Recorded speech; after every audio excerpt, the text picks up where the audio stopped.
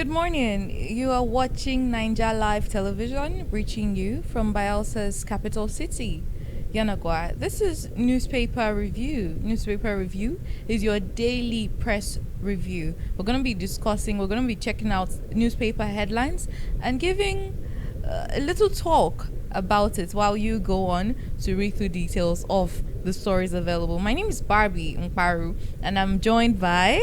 Glad, Yakie. Yes, glad that is always Always glad. always glad to be here. All right, so quickly we begin with the Nation newspaper. Let's check out a few headlines available on the Nation newspaper. Presidents, governors step up war against terrorists. There's been so much in regards to terrorism, insecurity in the country, across particularly the northern part of Nigeria. So the headline is mentioning that the presidents, governors are all stepping up war against terrorists. Glad, let's. Well, that's an interesting headline because for the governors, they are trying to meet and discourse with the president about measures to take to tackle the insecurity issues in the country. So we'll keep tabs on what the outcome of that talk. But there seems to be a little bit of division over their approach because some states are more affected with the insecurity, Yes, while some states are still not feeling the brunt of it. So I think some governors are actually feeling that pressure more than some. So we'll see how that discussion unfolds. So that story is very interesting as well. Yes, we hope for the best actually, because it is part of their duty as leaders of the states as well as the president that is leader of the country as a whole to ensure that lives and properties are safe. And we know that the terrorists are there to not bring anything good other than to torture, and sadly some people lose their lives. Let's check out another headline on the Nation paper. Makinde Bala differ on way forward for PDP. We've noticed that the People's Democratic Party currently has a defection. There's the Wike, the Nelson Wike caretaker committee, and there is that of Abdul Rahman. So let's. What do you have to say in regards to that? Well, for PDP, there's been a little bit of turmoil. It's not new. It's not news at this point because there's been division between the Wiki-backed faction and they've essentially. Should I say they are like a fifth columnist at this point because they are trying to like sabotage the efforts of the PDP, and there's also the governor's back corner that includes the Oyo State Governor, that's Shein Makinde, and then there's also the Bauchi State Governor, that's Bala Mohammed. They called the meeting to discuss on the way forward to ensure that the PDP they try to like settle the disputes within the PDP. But still, the Wiki-backed corner is not really clear that they want to make peace with the governor. So the meet-up, it will be a little bit interesting because they try to paint it as trying to meet up and discuss the Eid field, this Muslim celebration, the Eid Mubarak that's recently occurred. But a source actually reported that the governors were trying to discuss the way forward with regards to the PDP. And it's a little bit interesting the fact that the governors meeting up are actually from different parties at the moment. There was also the former Bielsa State governor talking about Sevaki Dixon, who just founded the NDC. NDC. And he was also a part of that meeting. But it's been interesting what the discussion, what they really discussed there, because they have to put away their differences and try to look for a way forward. Yeah. So in regards to this PDP, there was a statement by Makinde where he was like, any member of the People's Democratic Party that is in support or is under the Nelson Wike-led committee, that such a person is an enemy of the party. A whole lot of political drama going on. But do well to read through details of this and other story as they are available on the Nation newspaper. Nigeria records $26 billion mining FDI. That's a story available on the Nation newspaper. So let's quickly move on to Vanguard. Let's check out some headlines on the Vanguard. State police, governors split as insecurity worsens nationwide. We had talked about this earlier, that the governor, the president, the governors, they're trying to see how well to ensure that this terrorism is curbed, if not totally wiped, at least curbed, because the reoccurring sad stories from attacks by bandits and all that, it's really annoying to hear. So the governors are now on the view that if state policing be established, it would be better. They would be able to curb insecurity and terrorism. So that's quite an interesting headline available on the Vanguard.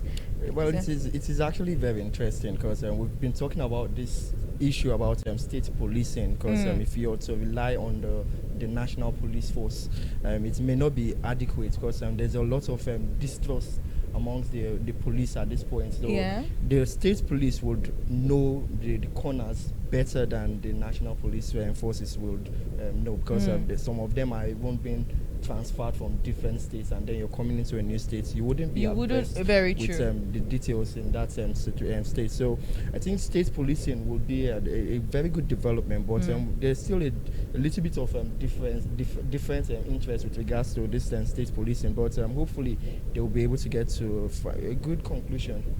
So you're in agreement with the governors in regards to state policing, but there's also the limitations of having state police, because the different states will have to be able to collaborate, because there will be the jurisdiction issue, because these states cannot operate in another state. So that will be to an extent an advantage to this terrorists, the terrorists, because they can move their operations between states, which would be difficult for the state police to really crush them except they really cooperate. But I think it will still be a good development, adding the state policing to the national. It will be a very good development. Oh, right. Okay. Let's see how it goes. In the end, everything has advantages and disadvantages. What's important is how are the advantages more than the disadvantages. Okay, another headline available on the Vanguard: blackouts. NLC wants urgent overhaul of power sector. That's from the National Labour Congress. They want the federal government to immediately attend to this issue of power outage.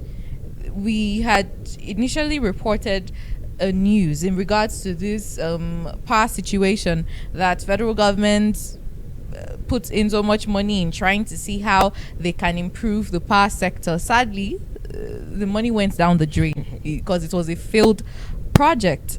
So, but that's from NLC. I do agree with the NLC. There has to be an overhaul, because we are just 3 months into 2026, and we've experienced a collapse of the power grid. Back to I back. don't really remember the last time we even have electricity in my area. Very true. For the NLC calling on the overhaul of the power sector, I think is a right call, because there has to be improvement. If it's about privatizing, there have to be that discussion to ensure that power should be restored to Nigerians, because it's been a laughable situation for Nigeria. If you go on social media, there's one I saw him. Nigeria has effectively become the generator capital of the world. So it's not a good moniker. You don't want to be given that kind of tag.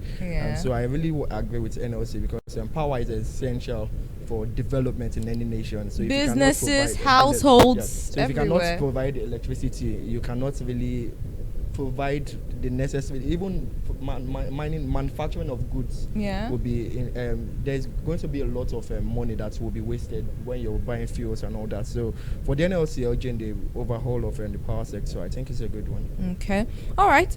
So let's go over to Punch newspaper. Let's check out a few headlines available on the Punch newspaper. 2027 strategy: Makinde meets Kwankwaso as PDP reconciliation falters.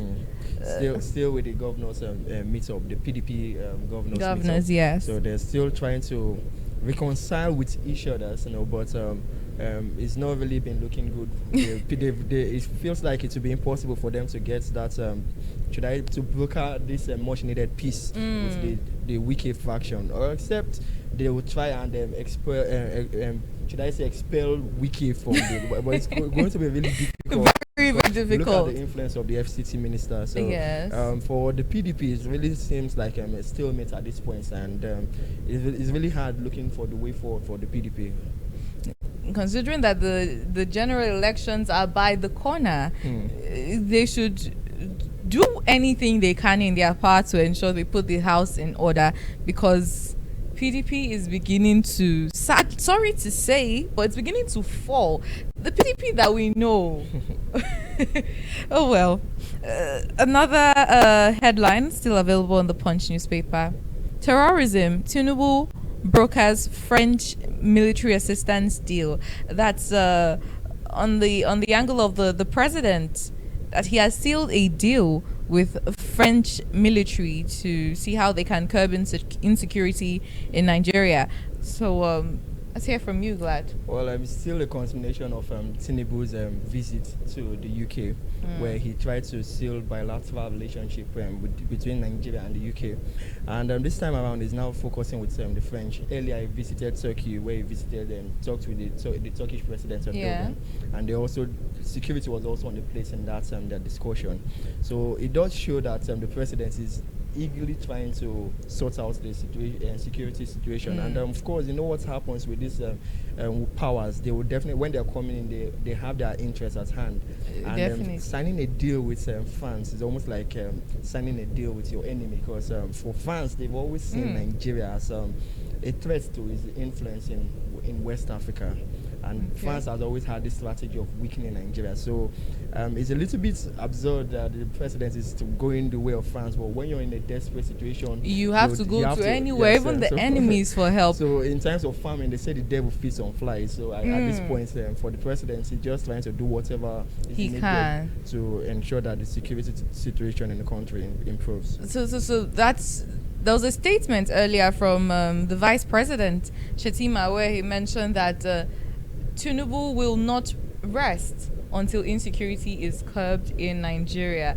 So with all these activities going on by the president of the Federal Republic of Nigeria, we can see that, yes, the vice president was saying the truth, so to say. So that's what's going on with the president sealing a deal with France military, the French military, to curb insecurity in Nigeria.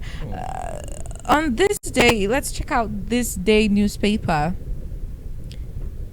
Okay, still same story. Nigeria in talks with UK, France for support in fight against insecurity. Then we also have Makinde. Any PDP member with Wike is an enemy of democracy. I mentioned this. Yeah. So it's essentially blaming the others now.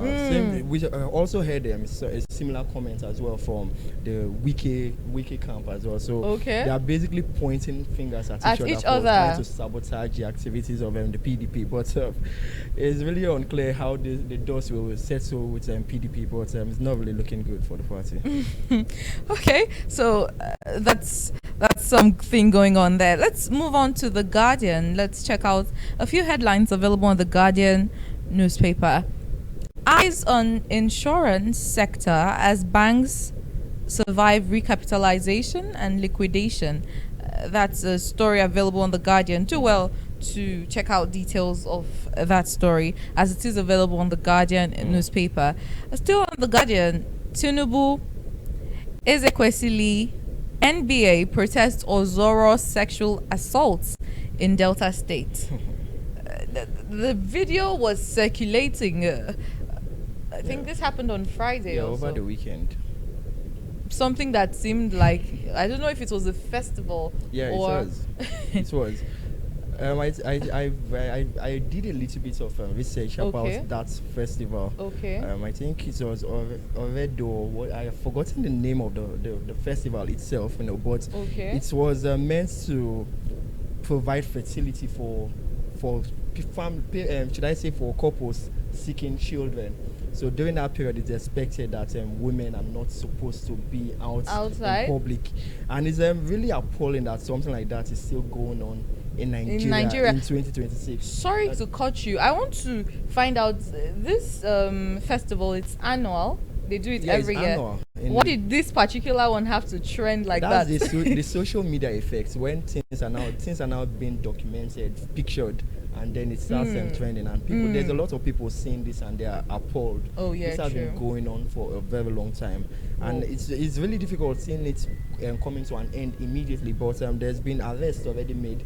I believe the organizer, I think it was one Mr. Sunday, and then the community leader has also been arrested by the Nigerian police force. So it's at least it's good that a lot of people are already facing the wrath of the law. But we don't really want to see something like this happen because it's a disgrace to the nation. No, it is. The video has circulated beyond Nigeria and to the international community, and it's appalling that something like this negative news is going to fly much more than some of the little good things that we do. Yeah, true. So it's really good that is receiving condemnation from top figures like Tinubu, Ezekwesili, and also the NB as well. Nigerian Bar Association. You have to read that story to get more in depth. Details. Maybe they will explain the situation better than I did, but it's really appalling in Ozovo. Okay, so that's some story going on there. Budget. Only 10 states have publicly accessible LGA budgets. This is a story. We got that out of the 36 states in the country, only 10 states have their local government area budgets publicly accessible. That's what do you think about that story?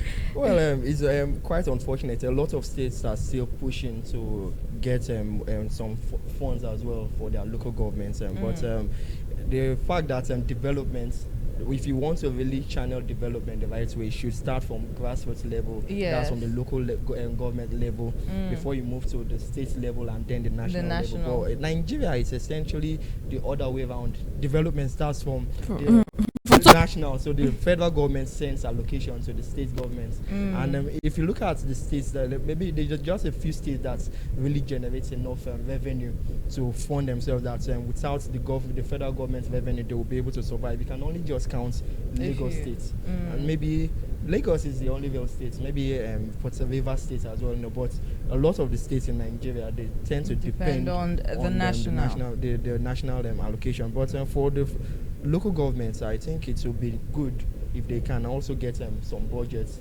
at least in more states, so they can start to fund developmental projects from the grassroots.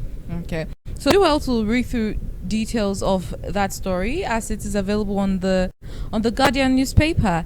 Let's check out the Daily Independent. We're just going to take a few headlines available on the Daily Independent. In regards to Middle East crisis, oil price surge may reverse fragile gains in price stability. That's a story available still in regards to the U.S.-Israel war against Iran, the Middle East crisis, that the oil price surge may reverse fragile gains in price stability. The situation is becoming really dire. I think the last time I checked, the price of oil was over $100 a barrel. So it's not still looking good, and it's still escalating at this point. They are still as the day destroying passes. facilities, and I think Donald Trump did give Iran about 48 hours ultimatum. That was like over 24 hours ago when he gave that ultimatum. Okay. But Iran doesn't really seem like it is going to budge. It's still standing its ground. So it's still looking fragile, the situation in the Middle East. And for the oil prices, it's not really showing signs of slowing down. Very true. Very true. You know, we've been reporting from $100 per barrel to 110 to 119. So that's some story there. Governors push legislative overhaul to back state policing initiative. This as regards to state policing that we had initially discussed. That the governors across in Nigeria are on the verge of setting up or pushing for state policing to be established. Yeah, so that's the story there. Check out details of that story as it is available on the Daily Independent. Let's quickly move to a New Telegraph. Tinubu, we won't allow insecurity overshadow our efforts at helping the vulnerable. That's a statement from the president of Nigeria. That we won't allow insecurity overshadow our efforts at helping the vulnerable. That's an interesting comment. Yes. I feel like the insecurity situation should even be more of a motivation to even help those that are vulnerable. The vulnerable in this case are those that are in those areas that are really affected by the insecurity. Yes. So I think the fact that they are in that kind of situation, you should even double your efforts to even help them. So the fact that the president is saying it, he wouldn't allow insecurity to overshadow his efforts in helping the vulnerable. It sounds a little bit. It's because it's something he should even do. You are supposed to even double your efforts to help out those that are vulnerable in this situation. But I would still say it's an interesting comment from the president. Yes, from the president. He's been making quite some interesting comments, statements, and we are proud. We hope that we've been seeing actions follow. We just hope that the actions would provide solutions. So God bless Nigeria. All the best to us. And God bless the president too. Middle East crisis. Nigerian firms threatened as shipping crisis traps raw material. Okay. As regards to the Middle East crisis now, Nigerian firms, the companies and all that are threatened due to the whole blockade on the sea path. So now raw materials are being stuck halfway. This crisis it's not even funny at all. We've been having too many negative impacts of the crisis beyond the petrol and all that. Now even commodities are being affected. It's not just oil chips that are currently stuck in the Strait of Hormuz. So it's just essentially any ship at all. It's difficult passing. But recently, I think Iran has they are currently allowing ships from friendly countries, and that's countries that are not necessarily aligned with the United States. So they are allowing those ships to pass, but you have to pay a tax before they allow you to get through. But of course, Nigeria is also going to be affected by that because we still receive a lot of our supplies. From not just crude oil. There's other supplies we still receive from that region, and they cannot come through because of the fact that Iran has carried out that blockade of the Strait of Hormuz. So it's definitely going to affect firms in Nigeria as well. Yeah, true. Okay, so quickly to the Daily Monitor. Let's check out a few headlines on the Daily Monitor. NLC rejects 6 trillion bailout for GenCos, demands energy sector reform. That's from the Nigeria Labour Congress. It's a whole lot going on actually. Still on the Daily Monitor, Tinubu rallies governors on security, vows increased foreign support, of which he has been doing, gaining support from the UK, the French military, and you mentioned Turkey too. Yeah. So that's from the angle of the president. Let's move on to the Daily Sun. A few headlines on the Daily Sun. Ministers, aides panic as Tinubu remains neutral. There's been a whole lot going on in Rivers State and some other states. The president has had a very neutral stand, which is putting the aides and ministers in panic. That the president is standing on a neutral ground, of which that is how it's supposed to be. I mean, I'm everybody's president, irrespective of party or whatever. Definitely, that's what is expected from a president. You are supposed to maintain that neutrality. Yes. And there's a lot of panic, a lot of activities going on politically in anticipation of the 2027 elections. Yeah. So there's been defections. There's also the PDP situation, and within the ministers there's a lot of panic. But the president still hasn't been able to really been. He's been showing that neutrality at this point. You know? But there's still no real cause for alarm, at least for certain individuals with their interests there. But for the president, I think it's still good. He has not come out to throw his weight. Yes, which is perfect, as it should be. No picking of sides. Over 150 bandits drown in Sokoto boat mishap. I'm sorry for lives were lost, but the bandits at the end of the day. So they are humans, you know, but considering the kind of harm that they cause innocent people on a daily basis, it's almost like you shouldn't celebrate the death of someone, you know. But I think we've lost 150 dangerous individuals to Nigeria. So a lot of Nigerians would eventually celebrate that. But maybe for sake of the humanity, maybe our souls rest in peace. And oh well. 50 problems down the drain. All right, Daily Trust newspaper. Let's check out headlines on the Daily Trust. Tinubu's ally to handle 1.4 trillion naira. Okay, Tinubu's ally to handle 1.4 trillion Lagos Ports project. That's the part of the money that was taken from the UK from as well. UK, so yes. The developments, the UK and the Nigeria has secured deals from the UK to about over 740 million pounds deal to help to improve the states of ports around Nigeria. So that's money, I believe, is meant to improve the situation of the port. So it's a good development for Nigeria, and hopefully sign of good to come to the country. Yes. So that's some story there. Check out details of that story as it is available on the Daily Trust. Nigerians was dipping as petrol hits 1,400 naira per litre. When is this Middle East crisis going to end? Let's so that after all this suffering, Nigeria can now position and make plans to own their own refinery, and because the suffering has been so much. Well, with regards to your question, when the crisis in the Middle East will come to an end, yes, it's unclear.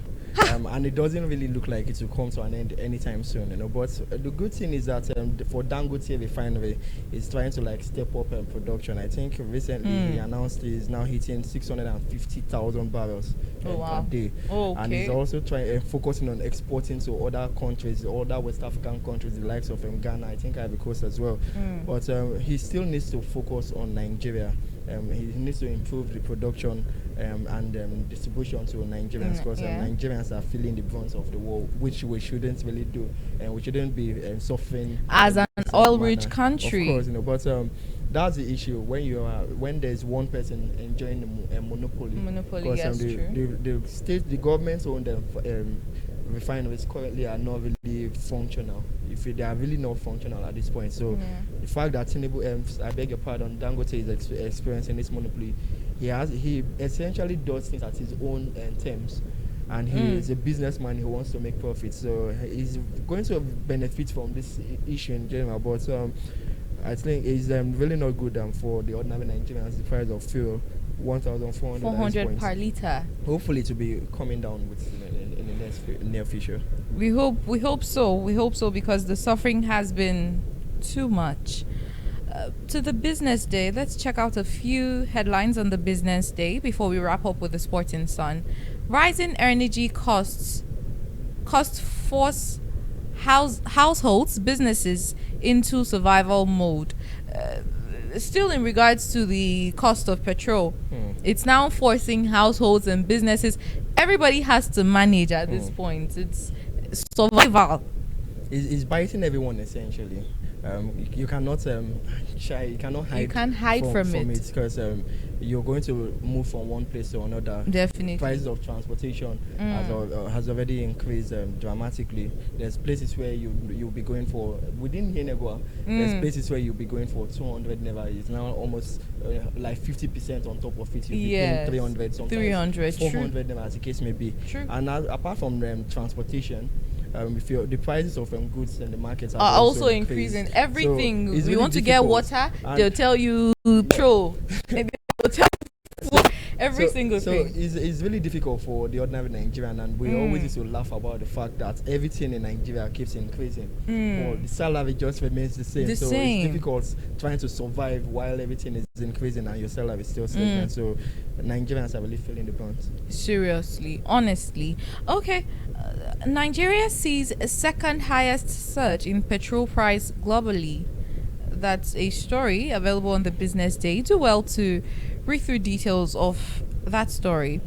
Nigeria dominates global exchanges with 30% growth in first quarter. Still another story available on the Business Day newspaper. Do well to read through details of these and other stories as they are available on the papers this morning. I'd leave you in the hands of Glad to discuss the world of sports from the Sporting Sun newspaper.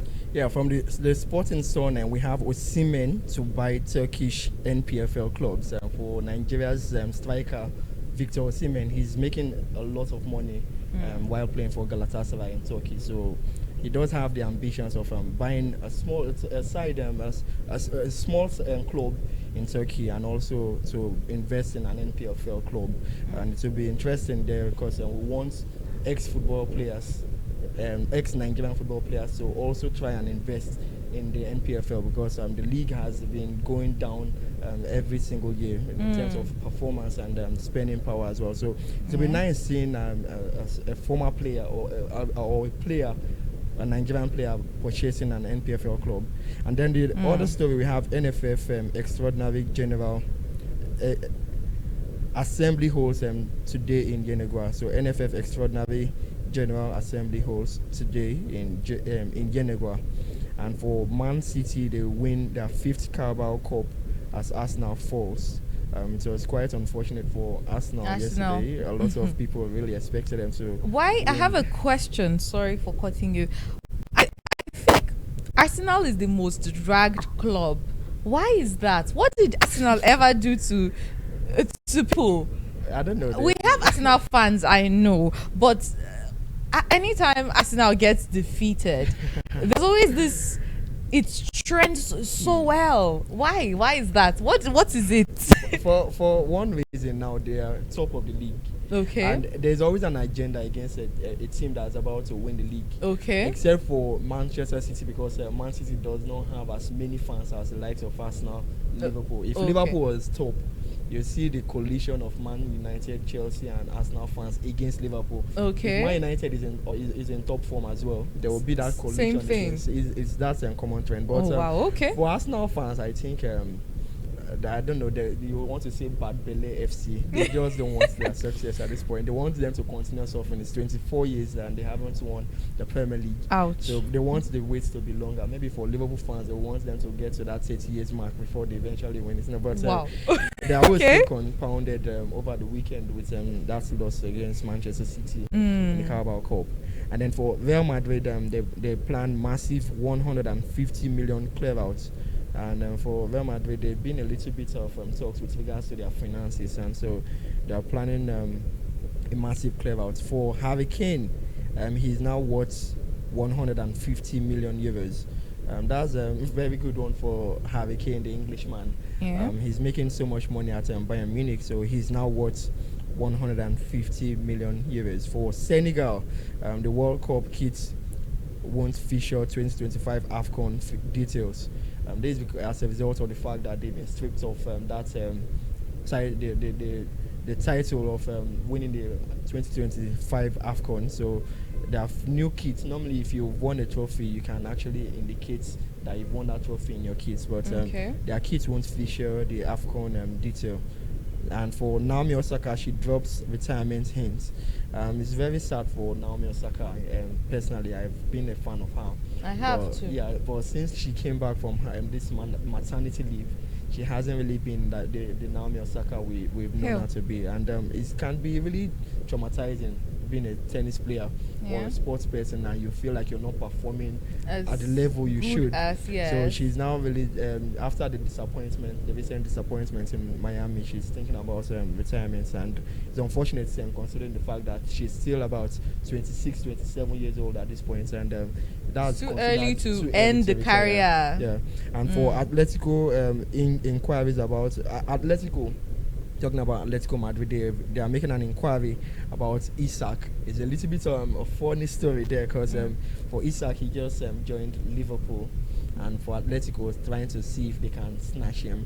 I don't think it's going to be realistic for them, but anything can happen in football. That's one thing we've noticed. So that's it from the sporting desk. Okay, thank you so much. Thank you for coming. That concludes the newspaper review on Niger Live TV. My name is Barbie Mkparu, and I've been joined by Mr. Glad to be here. Glad you're here, and it was really nice doing this. Yes, so keep watching. Stay glued to Niger Live TV as we bring you more updates by 10 o'clock with Globe in View. Good morning.